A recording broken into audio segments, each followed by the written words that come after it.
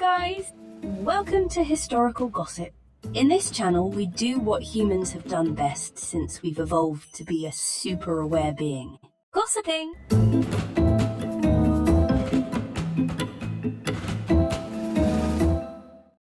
Today, we delve into the intriguing and sometimes perplexing customs of the Victorian era.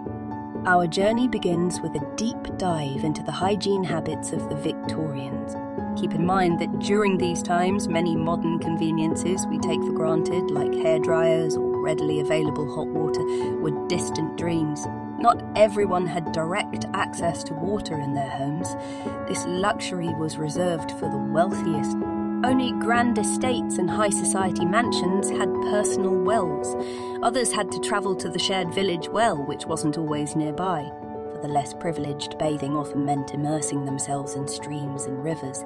Imagine the chilling experience during icy winters, especially when the risk of fever among the well-to-do deterred them from taking such frigid dip. Now, let's discuss hand hygiene.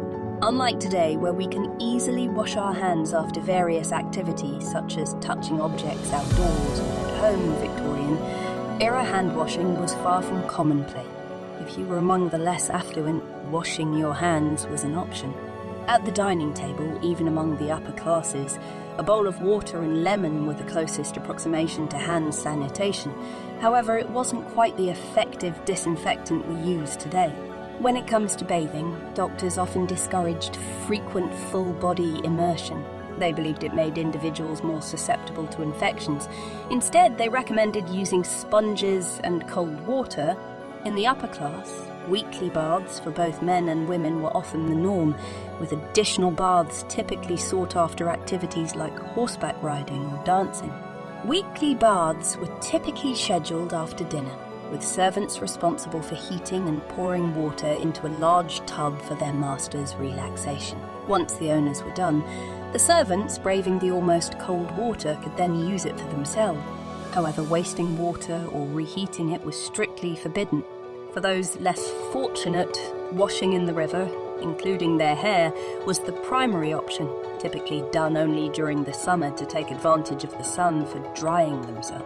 As we transition to haircare, it's worth noting that elaborate wigs of the 1700s were often infested with lice and fleas. While the Victorians were cleaner by comparison, they still faced their own challenges.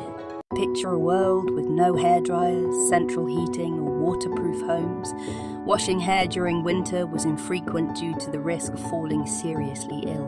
The time-consuming process involved wet hair being dried by the fireplace, a luxury only occasionally afforded by the rich. Poorer individuals likely risked bronchopneumonia from enduring cold and wet hair.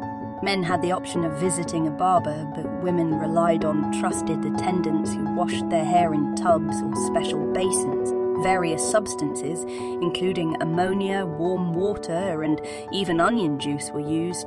Fragrances like lily of the valley, honeysuckle, and rose were added to water for perfuming the hair. Flaxseed oil was also employed to give luster to flowing lock. Now, let's delve into dental care. Unfortunately, many people suffered from rotten teeth, with some resorting to dentures or gold teeth by the age of 30.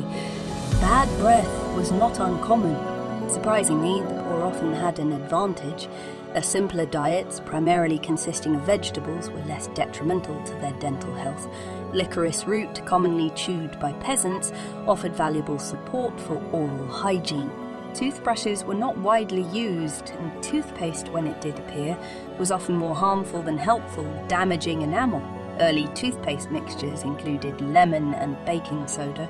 Moving on to personal care, it's essential to understand that in those times, touching one's private parts was considered akin to masturbation, a dirty and forbidden act for both men and women.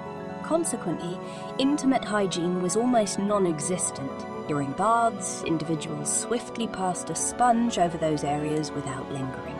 Religious fanaticism further contributed to these taboos. Nighttime bathroom needs were addressed using chamber pots used by both genders for both urine and feces. These pots were typically equipped with lids. For those not at home, portable options like the borderloo were available. These portable vessels, originally designed for ladies, had a spout for convenient emptying. The term borderloo is derived from its inventor, Louis Bordeloo, a French Jesuit known for his lengthy sermons. His speeches posed a challenge for Victorian women in their elaborate dresses. So, to avoid leaving during the sermon, ladies discreetly used borderloos. These oval-shaped portable pots had a spout for emptying and a handle for holding. They were used while sitting or crouching. These borderloos became commonplace for all Victorian women, used discreetly at dances, dinner tables, in churches and carriages. After use, maids discreetly removed them for proper disposal. Now, let's delve into some distinctive habits while on the move. Victorian women, while enjoying leisurely walks with companions, would quietly halt and address their nature's call discreetly whenever the urge arose, regardless of the nature of the necessity. Subsequently, they would resume their walk composedly, with their long dresses concealing any traces. It's worth noting that Victorian women's undergarments did not include a crotch. Instead, they featured two-legged fabric sections fastened together with a ribbon. That wraps up our exploration of some rather unusual Victorian custom. Thanks for watching. And you guys, do any of you have any strange personal hygiene habits?